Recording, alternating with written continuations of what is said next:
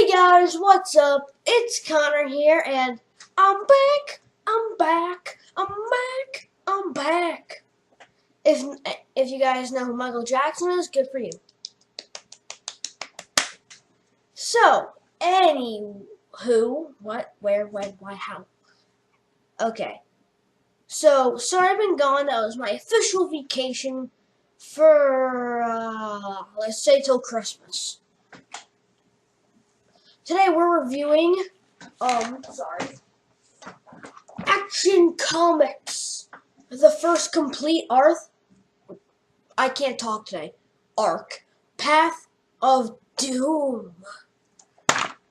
So, if you like this story, guys, please leave a like down below and comment.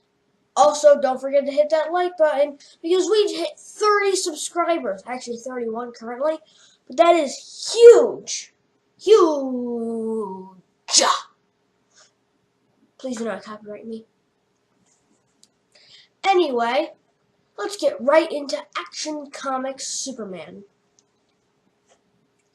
So the story starts off with a few terrorists robbing a bank. Like, you know, terrorists rob banks, right?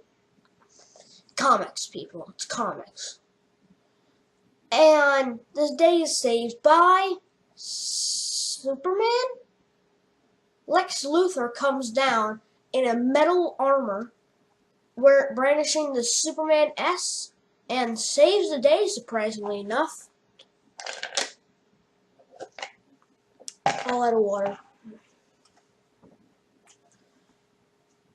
So, I know, really weird, Superman is Lex Luthor, but upstate, the Kents move into a new home. And then they turn on the TV and it says, Super Lex saves the day. And then Superman, this isn't the whiny, bratty New 52 Superman. This is the big boy pre-New 52 Superman, who stands for truth, justice, and the way of the world. And so, basically, he, in a flash, yeah, nerd joke, sorry guys. Anyway, so he goes in a flash upstairs, grabs a mirror, and completely obliterates his beard. R.I.P. Superman's beard.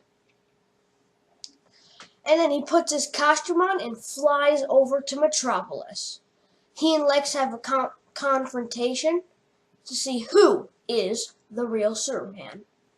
And then it's this awesome art wonder pushing the boundaries of comic art as Superman and Lex Luthor throw it down as Superman.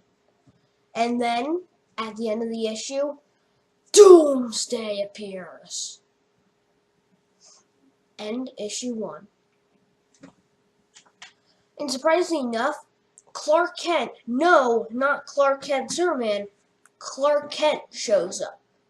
Yeah, right? I did a theory video on this that he might be the Eradicator from the Superman story that I'll be covering soon. But that's probably going to turn out to be false because it's going to be revealed coming up. I believe the next arc in Action Comics is explaining that. So, yeah.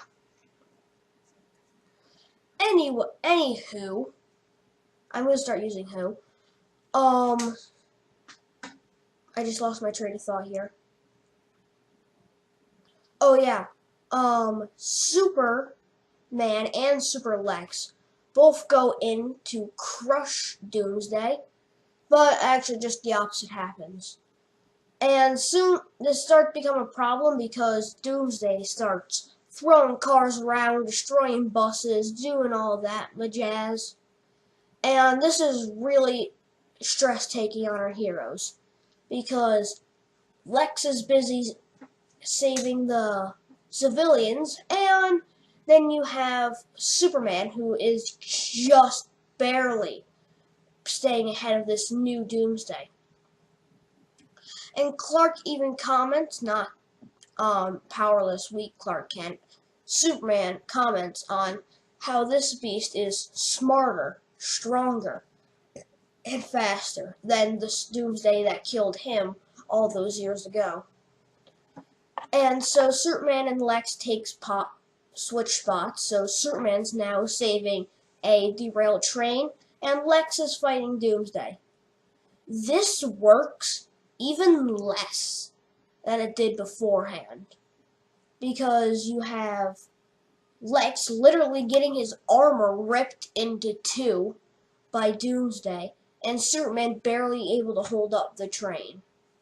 We are in bad situation, guys. As a mysterious man only known as Mr. Oz watches over the confrontation. Back at home upstate, Lois cannot help but remember way back when, before this new universe, back in their old correct universe, how she felt when Clark first died against Doomsday. Because I hope you know there was no rematch between Doomsday.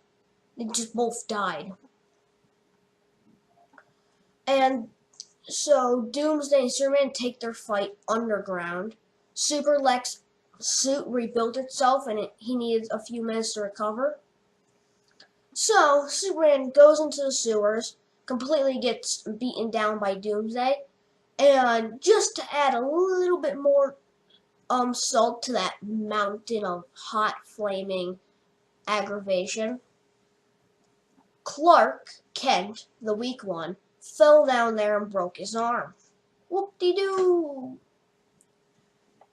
And luckily, Super Lex comes in and gets Clark Kent out of there just before Doomsday literally blows a huge crater in the center of Metropolis. It is huge. Huge! No, seriously, guys, it's like the size of a black hole. And Clark stumbles out of there, looking all weary, looking for Superman. And then Mr. Oz, Lex Luthor, Lois Lane, John Kent, and Superman all look in fear as Clark Kent looks at Doomsday in the face.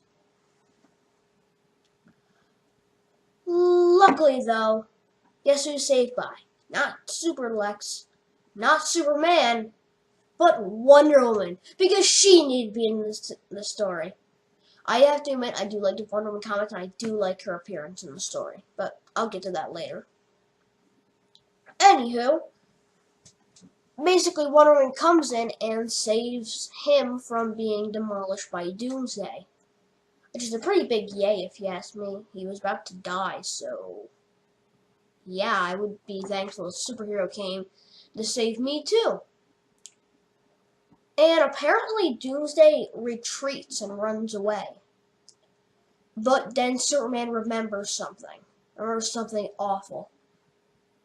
Doomsday hunts Kryptonians.